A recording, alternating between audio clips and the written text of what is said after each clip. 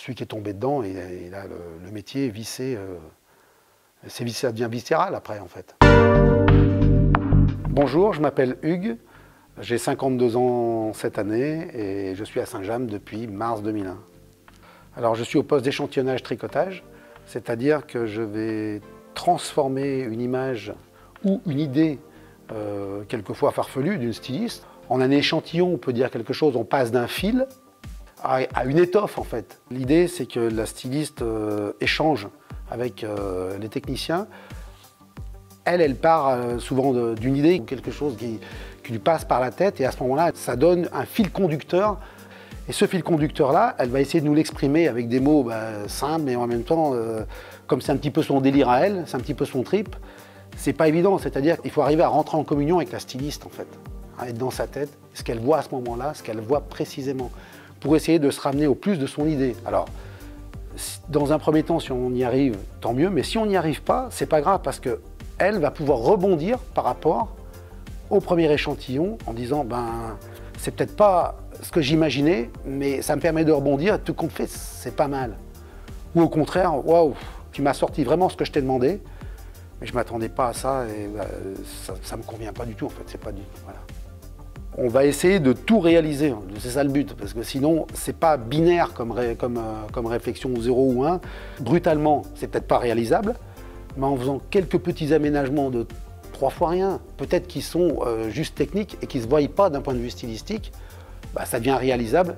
En fait, nous, on n'est qu'une phase, on n'est qu'un intermédiaire dans tout ça. Il y a la styliste, mais il y a aussi, si on n'avait pas de fil, on ne pourrait rien faire. C'est la base aussi du travail. On a besoin au même titre que, je sais pas, qu'un jardinier a besoin de graines pour faire pousser. Voilà, nous on a besoin d'un fil. Sans fil, on ne peut rien faire. Il y a des logiciels qui nous aident informatiquement. Tôt ou tard, il nous faudra un fil pour pouvoir réaliser l'étoffe. Donc il y a quand même un gros travail déjà en amont avec la styliste, de la structure interne du fil. Elle veut un fil, déjà la matière, une matière naturelle, alors naturelle plus animale ou végétale. C'est lisse, c'est poilu, voilà, il y a tout un tas de... C'est les deux. Est-ce qu'il est retordu? Est-ce qu'il y a des boutons dedans? Est-ce que c'est un fil fantaisie? On part de tout ça, et après, on a des outils maintenant, d'un point de vue informatique, qui nous permettent de prévisualiser tout ça, mais il n'empêche que quand ça sort de la machine, souvent c'est très différent de ce que peut apporter le logiciel d'un point de vue prévisualisation.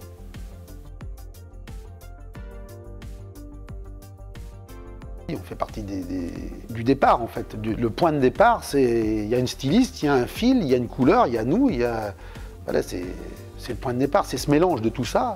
Éventuellement, il y a aussi la modéliste qui intervient, parce que la styliste, il ne faut pas oublier qu'elle, dans sa tête, elle a un vêtement final. Donc, il y a aussi la modéliste qui est très importante, qui intervient. On est styliste, modéliste, nous, l'échantillonnage, tricotage, le fil, et puis voilà, la jauge, on discute de tout ça, en fait. Il y a d'abord une réunion pour discuter de tout ça. Pour un même projet, avec une même styliste, on le donne aux 4 techniciens présents ici, il n'y en a pas un qui sort la même chose. Il ne va pas sortir quelque chose de mieux ou de moins bien, il va sortir quelque chose de différent. Lequel va plus plaire? On n'en sait rien, sauf avant de l'avoir sorti. Donc ce qui peut être intéressant dans tout ça, c'est de mixer en fait les...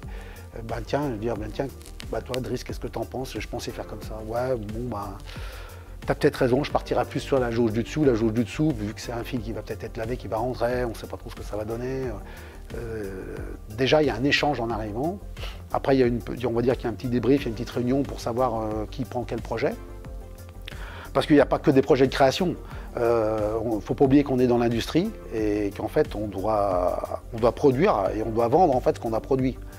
Donc, il y a une partie qui peut paraître moins intéressante, alors je parle pour moi, mais qui peut être beaucoup plus rassurante pour d'autres en fait, où on est plus dans de la réalisation de gamme de taille, des choses comme ça, et où on est plus sur des choses déjà créées.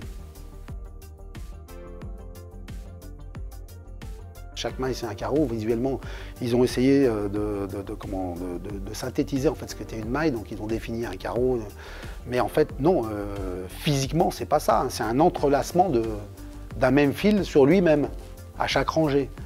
Donc il faut pouvoir l'interpréter, quoi, ça. Il faut quand même avoir une vision en 3 dimensions de ce qui va se passer, de ce qui va se produire. Si on n'a pas cette vision, en fait, on est surpris de ce qui sort. Normalement, on ne devrait pas être... La styliste doit être surprise de ce qui sort parce qu'elle ne s'attend pas à ça, mais le technicien, lui, doit savoir à peu près, en faisant telle technique avec tel fil sur telle jauge, je devrais sortir à peu près ça, quoi.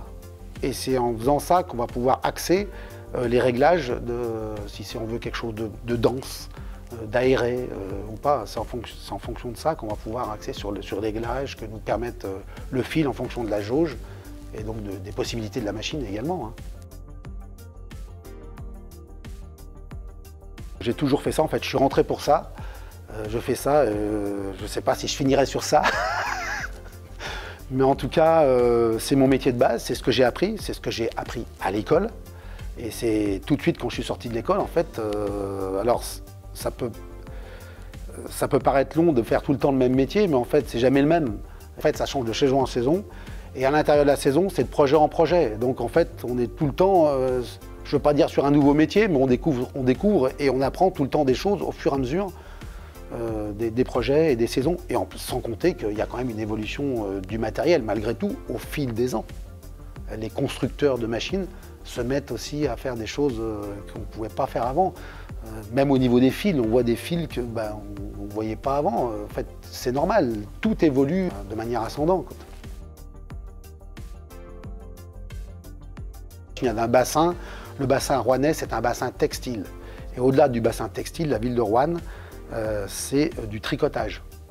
Et du tricotage qui était à l'origine plus spécifiquement rectiligne. Donc on est vraiment dans le cœur de métier et c'est pour ça qu'à Roanne, il y avait une formation qui était dédiée pour ce métier-là. Mais il faut savoir qu'auparavant de BTS, j'ai passé un bac, à l'époque ça s'appelait bac F1, construction mécanique. J'étais pas du tout destiné ou prédestiné à ce métier-là. C'est quand j'ai découvert que j'ai dit, en fait, ça me correspond parfaitement.